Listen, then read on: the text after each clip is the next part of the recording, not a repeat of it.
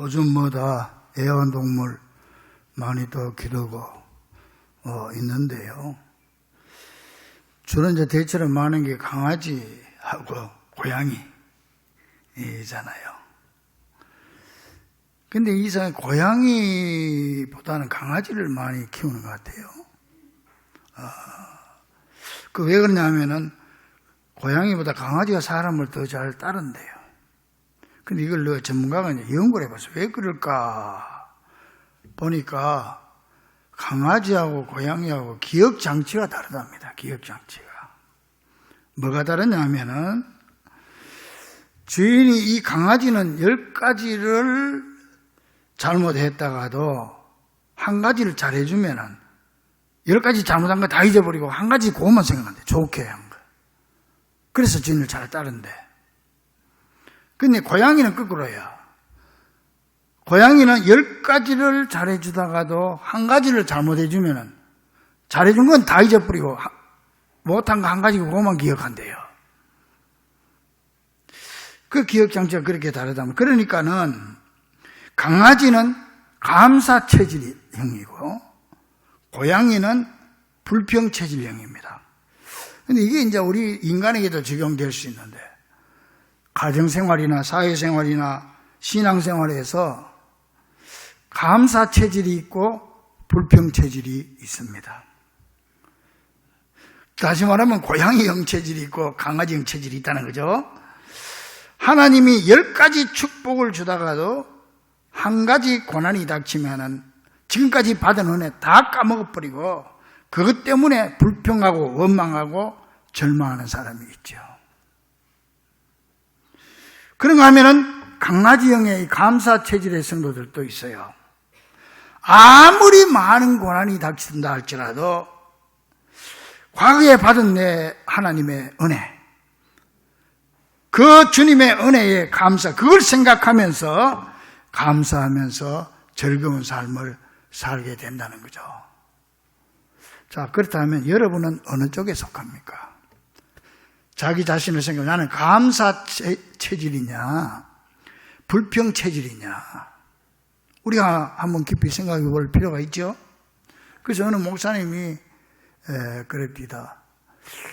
원불교를 얘기하면서 유머로 웃으면서 하는 말이 원불교가 왜 원불교냐? 원래 불평하는 종교가 원불교라. 유머입니다. 자, 그렇다면은 우리 기독교는 뭡니까? 한마디로 감사하는 종교입니다. 믿습니까? 감사의 종교입니다. 감사가 빠져버리면 안 된다는 얘기예요. 그래서 어떤 목사님이 그랬어요. 믿음, 소망, 사랑 이 세 가지는 항상 있을 것인데 그 중에 제일은 사랑이라. 근데 여기다 하나 더 추가해야 된다. 믿음, 소망, 사랑, 감사까지 넣어야 된다. 그렇게 말씀하는 얘기를 들었습니다. 오늘 우리는 맥주 감사주의를 지키고 있습니다. 우리가 성경적으로 보면 범사에 감사해야 돼. 매일 모든 일에 감사해야 되지만은 특별히 주님 앞에 감사하는 날이 감사절이죠. 근데 여러분 우리가 생각을 바꿔야 되는 게 뭐냐면은 감사절 하면은 자꾸 드리는 걸 생각을 해. 아이고 감사 헌금도 해야지 뭘 이렇게 하나님 앞에 자꾸 뭘 바치려고 생각을 하는데요. 그것보다 앞서서 여러분들이 먼저 생각해야 될 건 뭐냐면은 감사절은 받는 날이라. 믿습니까? 감사절은 내가 하나님 앞에 축복받는 날이에요. 그러니까 즐거워하고 기뻐해야 돼. 뭐 드리는 날이 아니야. 받는 날이에요. 드리는 거는 하나의 그릇에 불과한 거야. 내가 주님 앞에 감사의 그릇을 준비하면 하나님은 거기에 넘치고 누르고 흔들어서 채워주실 줄로 믿습니다. 그러니까 우리가 드리는 걸 생각하지 말고 받는 걸 생각해야 돼요. 하나님은 우리에게 특별히 축복해 주시기 위해서 감사절을 만들어 주시고 이 절기를 지키라고 한 거예요. 믿습니까? 그래서 우리는 항상 감사를 체질화 시켜야 됩니다. 범사에 감사하라. 이 말도 감사를 체질화 시켜라. 그런 말 아닙니까? 여러분 감사의 체질이라고 하면은 그 대표적인 인물이 오늘 본문에 나오는 하박국 선지자죠. 뭐 여러분 오늘 아마 이 예배당에 올 때 오늘 하박국 설교 안 하겠나 또 짐작한 사람도 있을 거예요. 맨날 감사절 되면 나오니까. 진짜 이 하박국의 감사는 귀하고도 귀한 감사입니다. 여러분 당시 상황이 어떤지 아세요? 이스라엘이 국내외적으로 엄청난 위기에 처해 있었습니다. 애굽을 무찌른 바벨론이요 정차 세력을 넓혀가지고 이제 이스라엘을 침략하려고 하고 있는 거예요. 또 국내적으로는 종교적으로 도덕적으로 타락한 백성들이 하나님 앞에서 극단의 악을 행함으로 국가적 위기가 극도에 달해 있을 때 그는 하나님이 바벨론을 채찍으로 들어서 이스라엘을 치시겠다 그 말씀을 듣게 되는 거라. 이게 무슨 말이에요? 강대국 바벨론을 들어가지고 친다는 말이 전쟁이라는 얘기예요. 전쟁. 이 힘없는 이스라엘 백성들에게 하나님께서 저 강대국을 들어서 치겠다. 하나님 그렇게 말씀하신 거예요. 그러니까 어찌할 방법이 없는 거지. 그래가지고 하박국 선지자가 그 소리를 듣고 그때 심정을 여기 16절에 말하고 있습니다. 내 창자가 흔들렸고 내 목소리로 말미암아 그 목소리로 말미암아 내 입술이 떨렸도다.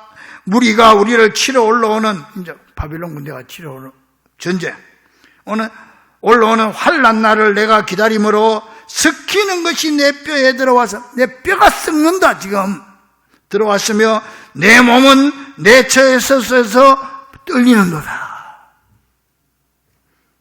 여러분 그때 당시에 전쟁은 말입니다. 전쟁하면 다 죽어요. 안 죽고 살아나면 노예로 끌려가는 거야. 노예로. 어린애고 어른이고 간에 다. 그러니까 전쟁이 얼마나 무서운 겁니까? 지금 우리가 포로가 되는 생각을 하면 안 돼요. 그러니까 막 온몸이 떨리고 내 뼈가 썩는다. 이런 두려움에 빠졌다. 그걸 지금 표현한 거죠. 안 그러겠습니까? 자, 이제 여기까지는 사실입니다. 그런데 이 상황에서 바벨론이 어떤 고백을 하느냐, 이게 중요한 거지. 우리도 때로는 이 세상 살다가 이런 어려움을 나름대로 당할 수가 있어요. 남들은 이해하지 못하지만 나는 진짜 이런 고난을 당한다 이렇게 생각할 때가 있을 수가 있는데 이 다음이 문제라. 그런데 그 다음에 어떤 자세로 나가냐 이거예요. 어떤 자세로. 그래가지고 17절 18절 보니까 전쟁이 나니까 완전 초토화가 돼버려가지고 비록 무화과 나무가 무성치 못하고 포도나무에 열매가 없으며 감람나무에 소출이 없으며 밭에 먹을 것이 없으며 우리의 양이 없으며 외양간에 소가 없을지라도 하나도 없어. 그럴지라도 그럼 나는 어떻게 하냐? 나는 여호와로 말미암아 즐거워하며 나의 구원의 하나님으로 말미암아 기뻐하리로다. 할렐루야! 이게 중요한 거야. 사실 내가 지금 어렵다. 힘들다. 남들한테 말도 못하고 내 앞에 칠흑같이 어둡고 손에 잡히는 것도 없다. 쫄딱 망하게 생겼다. 사실 그렇다 이거예요. 좋습니다. 그럼 그 다음에 어떻게 되겠냐 이거예요. 그 다음에 자세, 나의 고백, 이게 중요한 거예요. 이 하박국 선지자는 이런 상황 속에서 내가 즐거워하고 감사하고 기뻐하겠다. 이런 고백을 하게 되는 거죠. 이 하박국의 감사 체질이 오늘 우리의 체질이 되기를 주의 이름으로 간절히 축원합니다. 이렇게 우리의 체질이요, 감사의 체질로 바뀌게 되면요, 그 감사가 날로 증가해서 갈수록 더 큰 감사로 이어지게 됩니다. 감사는 감사를 낳게 되고요, 감사할 조건이 더 많아 이걸 갖다가 감사의 증가 법칙이라고 합니다. 불평하는 자는 불평이 자꾸 많아지고요, 감사하는 자는 감사할 일이 자꾸 생겨요. 이 감사할 때는 또 생기고 또 생기고 또 생기고 자꾸 감사 생겨요. 감사의 증가 법칙이에요. 왜 그런지 아세요? 하나님은 감사하는 자에게 더 큰 감사를 주기를 원하기 때문에. 믿습니까? 그 예수님이 말씀하신 달란트 비유를 보면 잘 나오잖아요. 1달란트, 2달란트, 5달란트 맡겼는데 1달란트 맡은 종이 여기에 불평체질의 사람이야. 응? 에이, 왜 나는 1달란트 줍니까? 뭐 주인한테 뭐 불평이 많았어 나름대로. 근데 5달란트 맡은 사람은 감사체질이에요. 그랬더니 어떻게 됐어요? 결과적으로 불평하는 사람은 그걸 빼앗아가지고 감사하는 사람에게 줘버렸어. 이게 감사의 정과법칙. 감사하는 자에게 하나님은 더 많은 것 주시고 불평 불만만 하고 원망하는 자의 것을 뺏어가지고 감사하는 자에게 주는 거예요. 그래서 우리는 반드시 우리의 체질이 감사의 체질이 되도록 해야 되겠는데 이게 또 그냥 되는 게 아니야. 이게 뭐 교회 앉아가 아멘 한다고 되는 것도 아니에요. 이게 여기서 아멘에서 밖에 나가면 현실에 부딪히는 모든 어려움 때문에 이게 쏙 들어가 버리고 마는 거예요. 그럼 어떻게 해야 되느냐? 유명한 영성학자인 헨리 나우엔이 말했습니다. 노력과 피나는 훈련을 해야 된다. 감사의 체질로 만들어 내 체질을 바꾸기 위해서 노력하고 훈련해야 된다. 자, 그 어떤 노력이 있어야 될까요? 먼저 어떤 상황 속에서도 그 상황 너머에 계시는 하나님을 바라보는 믿음의 훈련을 해야 된다. 상황을 보지 말고 상황 넘어 있는 하나님을 바라보는 믿음의 훈련. 이게 하나의 이제 하나님 임재 훈련이에요. 그런데 모든 일에는요, 감사할 조건이 있고 불평할 조건도 있는데, 불평 체질인 사람은 불평의 상황만 바라보지만은, 감사 체질인 사람은 그 상황 너머에 계시는 하나님을 바라보는 사람인 것입니다. 이 훈련을 하라. 이 훈련을 하라. 아이고, 내가 또 왜 이렇게 불평을 했지? 아이고, 내 입이 또 왜 이렇게 원망을 했지? 내 마음이 왜 이렇게 또 이렇게 약해졌지? 자기가 자기 자신을 자꾸 훈련을 시키라는 거예요. 하나님의 말씀에 채찍으로 나를 때리면서 나를 정말 감사의 체질로 바꿀 수 있도록 훈련하라. 그래서 릭 웨렌 목사님은 이렇게 말했습니다. 하나님이 범사에 감사하라고 하신 말씀은 모든 상황에서 감사하라는 말씀임을 기억해라. 모든 상황에서 감사하라. 이 말이에요. 즉 상황을 보지 말고 상황에 개입하시는 하나님을 보는 훈련을 해야 우리의 체질을 감사의 체질로 바꿀 수 있다는 거예요.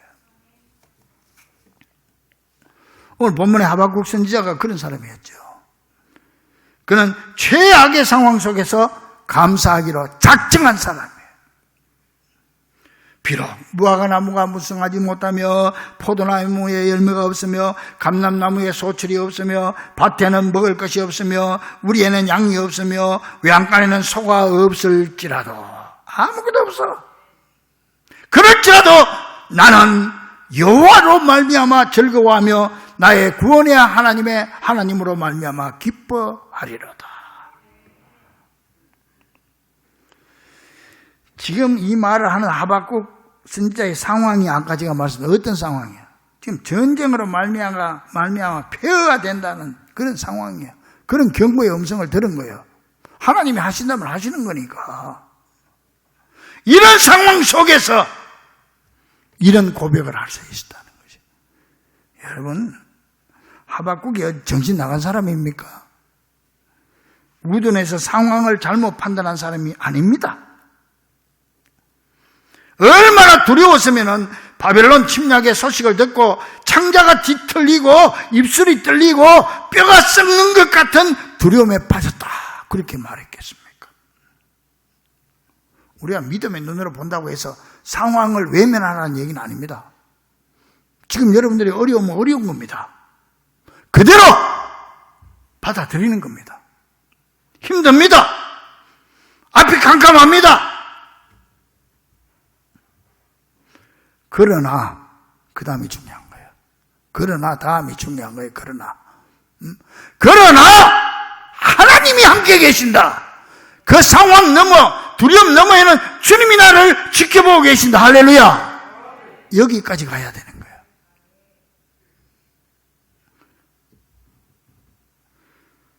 그 칠흑 같은 상황을 보지 않고 그 너머에 계시는 구원의 하나님을 본 하박국처럼, 여러분 평소에 얼마나 이런 영적인 훈련을 했으면은 이 같은 상황 속에서도 이런 놀라운 고백이 나올 수 있었을까요?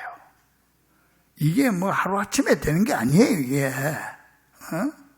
하박국이 이 말을 할 때는 평소에 아마 일생 동안 자기가 자기 자신을 치면서 그 사람도 절망할 때가 있었을 거고 불평할 때가 있었을 거예요.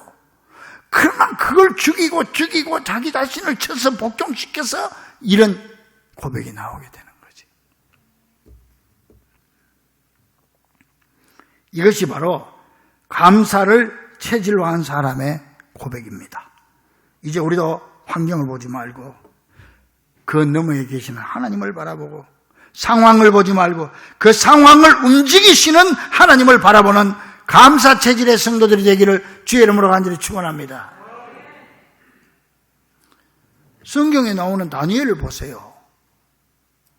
페르시아 다리오 왕은 다니엘을 세워가지고 왕국 전체를 다스리게 했습니다.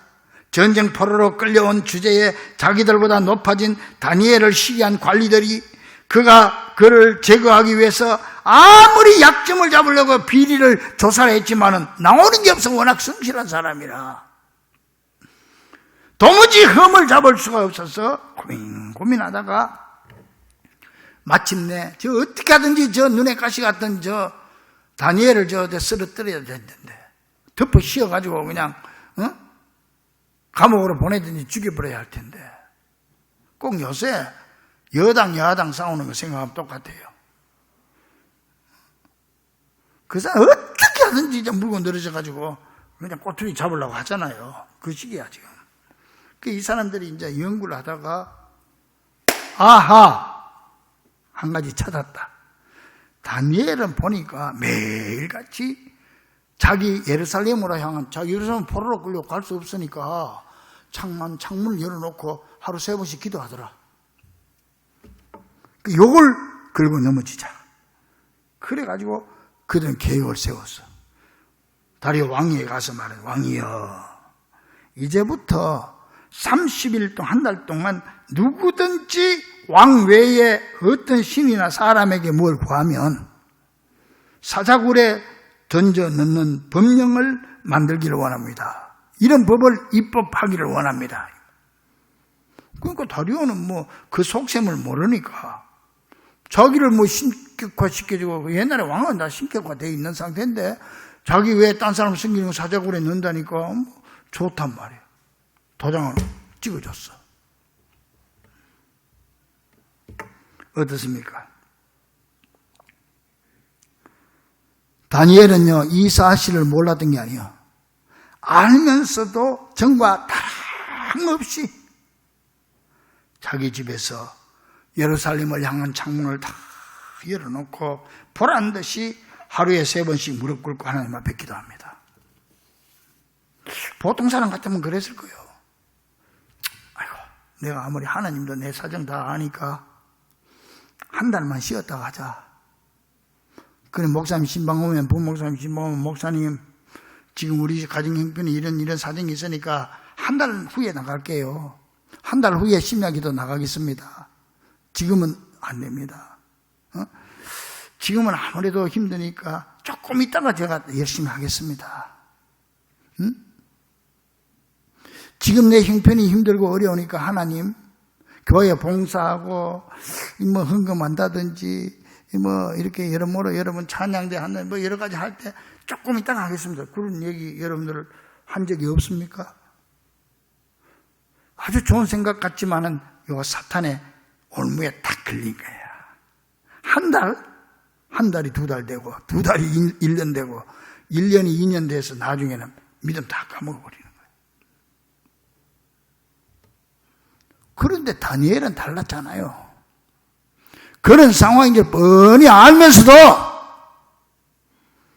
보란듯이 예루살렘으로 향한 창문 열어놓고 하나님 앞에 하루 3번씩 기도하는 거예요. 어디서 그런 용기가 나왔을까요? 감사, 신앙의 체질. 이런 체질로 만들어놔야 돼. 응? 그리고 그 결과가 어떻게 했어요? 다니엘이 죽었습니까? 사자밥이 됐습니까? 아닙니다. 그로 말미암아 하나님께 더 큰 영광을 돌리고 자신의 이름도 더 높아진 사실을 우리는 성경을 통해서 잘 알고 있잖아요. 이렇게 하나님은 감사가 체질화된 사람에게 더 큰 감사의 조건을 허락해 주시는 줄 믿으시고, 오늘 우리도 어떤 상황 가운데서도 전능하신 하나님만을 바라보므로 감사를 체질화시키는 성도들이 되기를 주의 이름으로 간절히 축원합니다. 나아가서 우리는요, 모두 하나님의 자녀들로서 모든 것이 축복을 향한 과정임을 믿으면은 감사가 체질화됩니다. 모든 게 축복의 과정이다. 수술받은 환자가 아픔을 참을 수 있는 것은 건강한 몸으로 가고 있다. 그런 소망 때문이고, 올림픽 선수가 피눈물 나게 훈련하는 것은 금메달을 바라보는 희망이 있기 때문이고, 농부가 봄부터 여름 내내 땀을 흘리는 것도 가을 추수를 확신하는 믿음이 있기 때문이 아닙니까? 그러므로 우리가 이 땅에 사는 동안에 고난과 환난과 어려운 풍파를 만난다 할지라도 이런 믿음 가지고 나가면 감사할 수 있다는 거지. 구약의 욥을 보세요.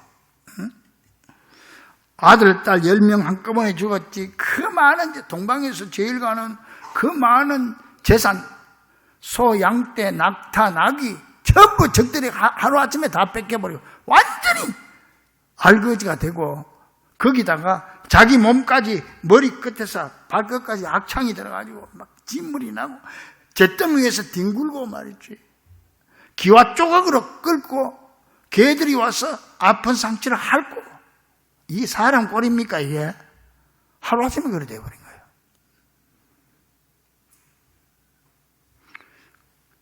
자, 이쯤 되면 하나님 앞에 뭐 잘못한 게 없어요. 이건 다 잘 알잖아. 한 원망할 수도 있겠어요. 하나님이 너무합니다. 어찌 이럴 수가 있습니까? 그럴 수도 있어요. 뭐 그런다고 해서 나쁜 거 아니잖아요. 그런데 그런 얘기 한마디 없어. 그러니까 욥이야. 응? 야, 그런 상황 속에서도 이 고난의 산을 넘으면 반드시 하나님의 축복의 강물이 기다리고 있을 줄로 믿습니다. 이 믿음이 딱 박혀 있어요. 이게 감사에 체질화된 사람에게. 그래서 그는 고백합니다. 욥기 23장에 보니까, 그런데 내가 앞으로 가도 그가 아니 계시고 뒤를 돌아봐도 보이지 아니하며 그가 우편에서 일하시나 만날 수 없고 왼쪽에서 일하시나 배울 수 없구나. 앞이 캄캄하구나. 그러나 나의 가는 길을 그가 아시나니, 내 가는 길을 그가 아시나니 그가 나를 연단시킨 후에 순금같이 되어 나오리라. 믿습니까? 그걸 보았기 때문에 그 길로 가는 과정이다. 이거는 바로 이거예요. 그러나 이게 중요한 거예요. 상황은 상황 그대로 파악을 하고 직시합니다. 상황을 외면하면 안 돼. 도망가면 안 돼. 그러나 여기에도 그가 나를 단련하신 후에는 내가 순금같이 되어 나오리라. 할렐루야. 그 시편 기자는 말합니다. 여호와를 의뢰하고 선을 행하라. 땅에 머무는 동안 너의 성실을 먹을거리로 삼을지어다. 변하지 말고 성실하게. 여호와를 기뻐하라. 내 마음의 소원을 이루어 주시리로다. 내 길을 여호와께 맡기라. 그리하면 그가 이루시고 내 의를 빛같이 나타내시며 내 공의를 정오의 빛같이 하시리로다. 여호와를 의뢰하는 자는 이같이 복을 받으리로다. 할렐루야. 믿습니까? 그러니까 주님께서 내 길을 의로운 공의같이 빛같이 나의 길을 인도해 주실 줄로 믿습니다. 그러니까 주께 맡길 수 있는 거고, 주께 맡길 때 감사가 나올 수 있죠. 우리의 체질을 이런 체질로 바꿔야 돼. 그래 욥이가 그렇게 했더니 어떻게 됐어요? 죽었어요? 쫄딱 망했어요? 아니요. 하나님은 이 과정을 통과하고 여기 딱 끝나면은 그 다음에 하나님 축복이 있는 거예요. 뭐요? 그 모든 재산은 갑절로 주시고, 갑절로. 그러면 자식도 10명인데 20명 줬느냐? 그건 아니요. 20명 낳으려면 시간이 너무 오래 걸리니까 안 되고. 10명 그대로 줬어, 본전치기 때. 그런데 성경을 보면은 7남 3녀, 여자들은요, 딸들은요, 미스 이스라엘 같았더라. 그거 미스 이스라엘 같았더라고는 안 적겠지만은 가장 세상에서 아리따웠더라. 할렐루야. 응? 여러분, 또 감사 체질화된 사람, 우리 한 사람 들어보면 요셉이죠. 요셉이 여러분 얘기 안 해도 벌써 머릿속에 다 생각하고 있어요. 진짜 요셉의 일생을 보면 참 파란만장합니다. 그 암흑 같은 절망 속에서도 그런데요, 한 번도 불평하거나 하나님께 불평하거나 사람들을 원망한 일이 없어. 자기를 팔아먹은 형들도 원망을 안 해. 이야, 이게 어떻게 그렇게 될 수 있을까? 감사, 체질을 변화시켜야 돼. 체질을. 응? 형들에게 미움을 받아 팔릴 때도, 애굽에 가서 보디발의 집에 노예로 들어갈 때도, 종살이를 할 때도, 억울한 누명을 쓰고 감옥살이를 할 때도 한 번도 짜증을 부리거나 불평한 적이 없어요. 왜 그랬을까요? 이건 하나님이 나를 축복해 주기 위한 축복의 과정이다. 내가 올림픽 금메달을 위해서 지금 이렇게 피땀 흘리고 노력하는 과정이다. 내 이 과정과 고난의 길을 통과하면 하나님이 나에게 놀랍게 금메달을 주시고 축복해 주실 줄로 믿습니다. 그 믿음이 있었던 거예요. 이게 감사가 체질화된 사람이에요. 어떤 경우에도 하나님을 바라보고 하나님만 의지함으로 오로지 감사한 마음으로 하나님의 뜻을 받아들일 때 요셉의 결국은 어떻게 됐어요? 감옥에서 죽었어요? 아니죠. 애굽의 총리 대신이 되는 놀라운 축복을 받게 된 줄로 믿습니다. 그 단계까지 갑시다. 거기까지 갑시다. 할렐루야. 여기서 중단하지 말고 거기까지 가자고요. 반드시 하나님은 여러분을 위해서 예비해 놓고 계시는 거예요. 사랑하는 우리 중부 가족들이요, 내가 내 마음을 다스리세요. 하나님의 말씀에 채찍으로 나를 때리세요. 왜 내가 불평하지? 왜 내가 이렇게 쓸데없는 생각을 하지? 믿음 없는 생각을 하지? 그래서 내 체질을 바꾸세요. 흔들리지 않고 피는 꽃은 없습니다. 들국화가 아름다운 것은 거친 들판의 억센 풀들 사이에서 외롭게 피어나기 때문입니다. 이제 우리의 체질을 감사의 체질로 바꿉시다. 상황을 부인하지 말고 바로 받아들이되 그 상황 너머에 계시는 하나님을 바라봅시다. 그리고 이 고난의 축복의 과정임을 철저히 믿는 감사 체질의 성도들이 되심으로 더 많은 감사의 열매를 맺을 수 있게 되기를, 감사 체질의 성도에게 더 많은 감사의 조건을 주시는 우리 주 예수 그리스도 이름으로 간절히 축원합니다. 기도하겠습니다. 하나님 감사합니다.